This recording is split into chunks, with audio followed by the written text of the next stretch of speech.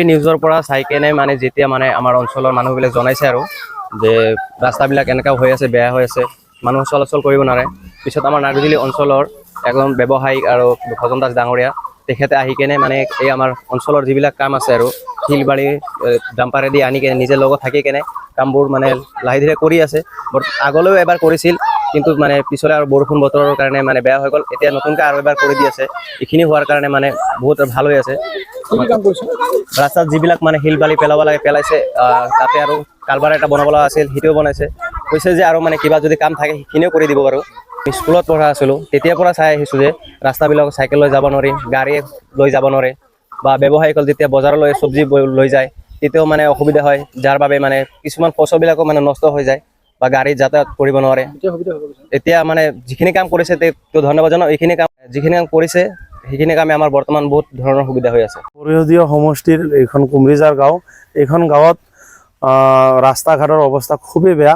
আপোনালোকৰ ND24 নিউজত এখন বাতৰি সম্প্ৰচাৰ হৈছিলে।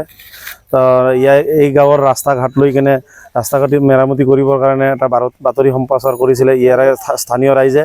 তো এই বাতৰিখন মই চাই আজি এই গাঁওবাসীৰ ৰাইজৰ লগত যোগাযোগ কৰি বা তেখেতসকলেও বিচাৰিছিলে যে এই ৰাস্তাখিনি আপুনি অলপ কৰি দিলে ভাল আছিলে।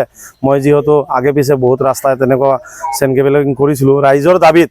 মই এনেকুৱা নহয় যে মই নিজে কৰি আছোঁ, ৰাইজে যদি বিচাৰে মই এইখিনি কৰি দিওঁ।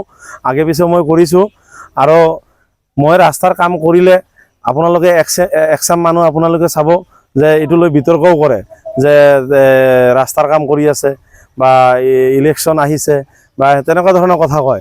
মোৰ তাৰে লগত কোনো সম্পৰ্ক নাই।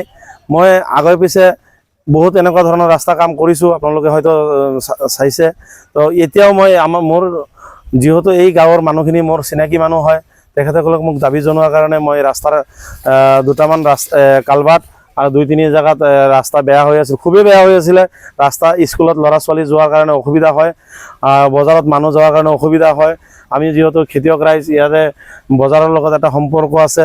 ইয়াতে গাঁৱত উচ্চ মাধ্যমিক স্কুল নাই বা হাই ছেকেণ্ডেৰী স্কুল নাই, চব নাগজুলিলৈ ওলাই যাব লাগে।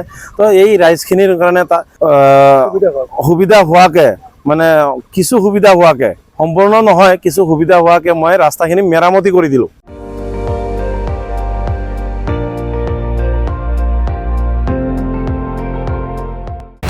আপুনি চাই আছে ND24, সৰ্বশ্ৰেষ্ঠ নহয়, সৰ্বোত্তমৰ দৌৰ।